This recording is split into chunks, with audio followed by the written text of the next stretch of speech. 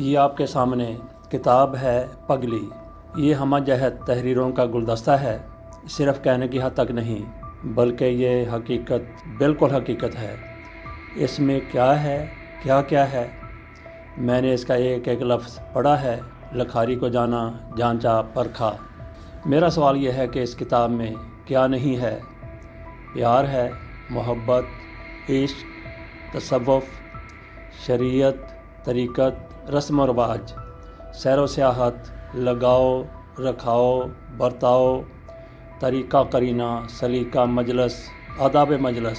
ہر فطرت، ہر قسم کے، ہر عمر کے افراد، عورتوں، مردوں، لڑکے، لڑکیوں، بچے، بچیوں، سب کے لیے یکساں دلچسپی کا سامان یہ کتاب پگلی لیے ہوئے ہے۔ یہ ایک ایسی لڑکی کی داستان ہے جو کبھی جنگل و صحرا میں بال بکھیرے آنسو بہاتے پھر رہی ہے، کبھی ہجر کی ستائی ہوئی وصال کی متمنی، تو کبھی سیر گاہوں میں گنگناتی چہچہاتی نظر آتی ہے، اپنے محبوب کی آغوش میں سر رکھے، دنیا و مافیا سے بلکہ ہر غم سے بے نیاز۔ کتاب میں عشق و مستی، لجاجت انکساری ہے، بے حسی و بے بسی بھی ملے گی۔ عشق حقیقی نظر آ رہا ہے تو عشق مجازی بھی موجود ہے۔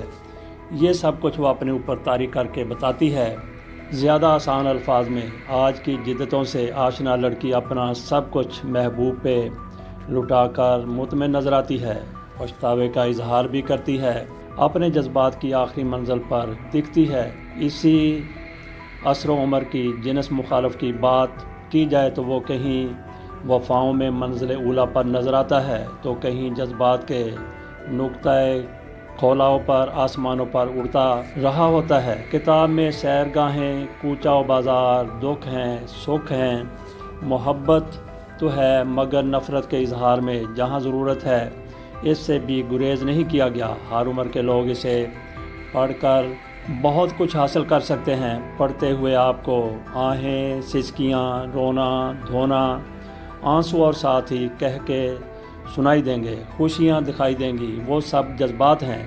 آگاہی اور لذت آشنائی ہے، رہنمائی اور منزل کی نشاندہی ہے۔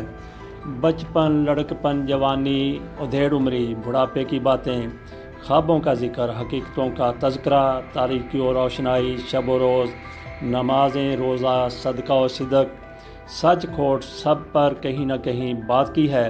ایسی کتاب سوشل میڈیا کے ذکر، اس کی التفات اور خرابات و خرافات کے بغیر مکمل نہیں ہوتی۔ وہ بھی اس میں ہے۔ لکھاری کو ایسے ہی کئی حسین، خوشگوار اور مایوس کن حالات سے خود گزرنا پڑا۔ محبت میں مایوسی میں گھرے اور کامیابی کے متلاشی لوگوں کو یہ اپنی آپ بیتی لگے گی۔ ایسا جذباتی ماحول بھی بنا محسوس ہوتا ہے کہ آپ کو لگتا ہے یہ آپ کے اوپر گزر رہا ہے۔ پڑھتے جائیں تو رائٹر آپ کو کسی اور ہی دنیا سے روشناس کرا رہا ہوتا ہے۔ آپ بے خود ہو جاتے ہیں، اپنا آپ کھو دیتے ہیں۔ آپ رائٹر کی طرح سوچ رہے ہوتے ہیں، جس کیفیت میں اس نے لکھا وہ کیفیت آپ پر طاری ہو جاتی ہے۔ رائٹر کی شخصیت کے بارے آپ کتاب پڑھنے کے بعد بھی حتمی رائے اندازہ نہیں کر سکتے۔ وہ کیا ہیں؟ میں نے اس سے پوچھا تو جواب تھا، مجھے خود پتہ نہیں کیا ہوں۔ بہرحال ان کی خودداری اور خود فراموشی ساتھ ساتھ وجداری میں بھی اپنی ایک پہچان رکھتی ہیں۔ پگلی کی مصنفہ جرنلسٹ تحسین طاہر ہیں۔ یہ ان کی فیس بک پر شائع ہونے والی پوسٹیں ہیں جس میں ان کے اپنے جذبات بھی شامل ہیں، دوستوں کے خیالات کو حصہ بنایا ہے۔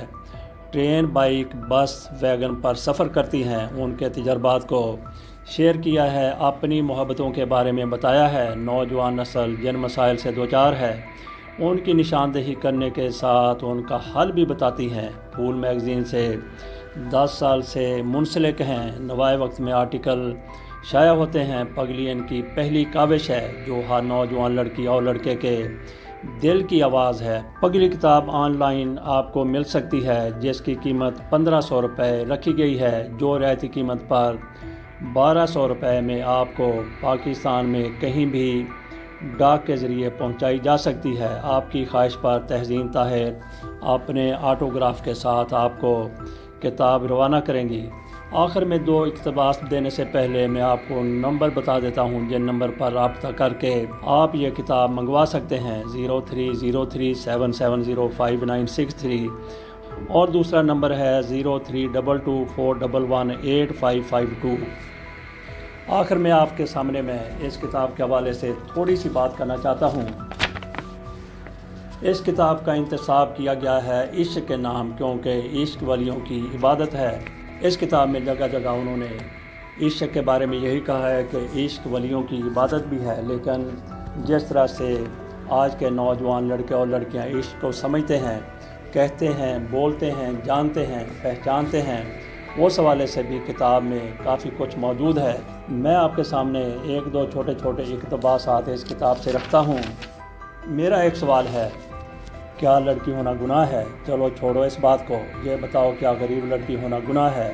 میں جانتی ہوں اس سوال کے بعد بھی فتوے ہی لگیں گے، چلو ٹھیک ہے لگاؤ فتوے، لیکن یاد رکھو ہم لڑکیاں اسلام کی شہزادیاں ہیں، اور جب ہم جواب نہیں دیتی تو اللہ جواب دیتا ہے۔ افسوس اس بات پر ہے کہ بیٹیاں بوجھ نہیں ہوتی، لیکن ہمارا معاشرہ انہیں بوجھ بنا دیتا ہے، اپنے لیے نہیں بلکہ ماں باپ کے لیے، اور اس کا اختتام یہی ہے کہ لڑکیاں صبر کی انگلی پکڑ کر اپنے ماں باپ کے کہنے پر قدم اٹھاتی جاتی ہیں، کیونکہ بیٹیاں کبھی ماں باپ کو تکلیف میں نہیں دیکھ سکتی۔ ایک اقتباس اور ہے، جو تم سوچ رہے ہو وہی حقیقت ہے، میرے بس میں کچھ نہیں، مجھ سے ایسی غلطی ہوئی کہ میں سب کچھ کھو بیٹھی، یہاں تک کہ اپنا آپ بھی۔ تم بس ایک کام کرنا، میرے لیے دعا کرنا کہ میرے الفاظ مجھ سے نہ روٹھ جائیں، اگر یہ بھی کھو گئے تو تم سمجھ رہے ہو نا، چلو نہیں بھی سمجھ رہے تو کوئی بات نہیں، میری بات کو سمجھنا ضروری نہیں ہے، تم بس اپنا خیال رکھنا۔ یہ کہہ کر وہ چلی گئی اور پاگلوں کی طرح وہیں بیٹھا اسے جاتے دیکھتا رہا۔ مجھے لگا میں کبھی بول نہیں سکوں گا۔ سنو، سب کہتے ہیں اداس رہنا چھوڑ دو، اور میں سب کو یہی کہتی ہوں کہ میں اداس نہیں ہوں، ہاں بس میرا زندگی گزارنے کا طریقہ باقی لوگوں سے الگ ہے، اور اس کی وجہ زندگی ہے۔ زندگی ہر شخص کو کچھ نہ کچھ دیتی ہے، اور زندگی سے ملنے والی تربیت اور سبق انسان کو دنیا میں رہنے کا طریقہ بتاتے ہیں۔ ایک اور جگہ پر وہ لکھتی ہیں، کبھی خود کو میری جگہ کھڑا کر کے سوچنا، تمہیں تمہارے کیوں کا جواب مل جائے گا۔ تمہیں تو میری باتیں پہلے بھی تیزاب کی طرح جلاتی تھیں اور اب بھی تیر کی طرح لگتی ہیں، لیکن سنو، زندگی کو آنکھیں کھول کر گزارنے والے آنے والے وقت میں کیا ہونے والا ہے پہلے ہی بتا دیتے ہیں، لیکن کوئی سننے کو تیار نہیں ہوتا۔ جب تم خود کو میری جگہ لا کر سوچو گے نا تو سمجھ جاؤ گے۔ جانتے ہیں کبھی کبھی انسان کا وجود اس قدر ٹوٹ جاتا ہے کہ وہ کچھ بھی فیس کرنے کے قابل نہیں رہتا، اپنے آپ کو بھی نہیں۔ ٹھیک ہی تو کہتے ہیں، انسان کتنا بھی ٹوٹ جائے بکھر جائے اسے اپنی موت تک جینا ہی پڑتا ہے، کیونکہ حکم خداوندی کا انتظار ضروری ہے کہ خدا نے خودکشی کو حرام جو کر دیا ہے۔ اور ہاں یار، آج سے تیری اور میری دوستی ختم، مجھے اپنی عزت بہت پیاری ہے، اور شکریہ تو نے مجھے آج دوستی کا مطلب سمجھا دیا، لیکن اس لڑکی کی جگہ میری دعا ہے کہ خدا تجھے ضرور بیٹی دے، تاکہ تجھے احساس ہو کہ تو آج تک کیا کرتا آیا ہے۔ اور میری یہ بھی دعا ہے کہ خدا تیری بیٹی کو اتنا نیک بنائے کہ وہ تیری نجات کا ذریعہ بن جائے۔ خدا تیری بیٹی کو ہمیشہ اپنی حفاظت میں رکھے اور اس پر کوئی غلط نگاہ نہ اٹھائے، آمین۔ لیکن سننے والے کی جیسے جان بھی ساتھ لے گیا۔ حالت یہ تھی کہ کاٹو تو جسم میں خون نہیں، چھو لو تو ذرہ ذرہ بکھر جائے، اگر تھام لو تو مر جائے۔ نہ جانے کیوں آج ڈائری پر جگہ جگہ سیاہی پھیلی ہوئی تھی، الفاظ کہیں سے مٹے تھے اور کہیں سے بکھرے ہوئے تھے۔ اس نے غور کیا تو نامکمل لکھنے کی جگہ بھی تر تھی۔ عجیب سی بات تھی، لیکن پھر بھی نامکمل کو مزید ادھورا بھی نہیں چھوڑا جا سکتا تھا، اس لیے ٹوٹی پھوٹی لکھائی سے ہی صحیح، لیکن اس کی آج کی تحریر بھی نامکمل کے ساتھ اختتام کو پہنچی۔ اس کتاب میں بہت سی تحریروں کے آخر میں لکھا گیا ہے نامکمل، تو یہ تحریریں کب مکمل ہوگی؟ رائٹر کی طرف سے کہا جا رہا ہے کہ اگلی کتاب وہ لکھیں گی پگلی سے جھلی تک کا سفر۔ اجازت دیجیے اور کتاب کا ساتھ ہی آرڈر بھی دیجیے۔ اللہ حافظ۔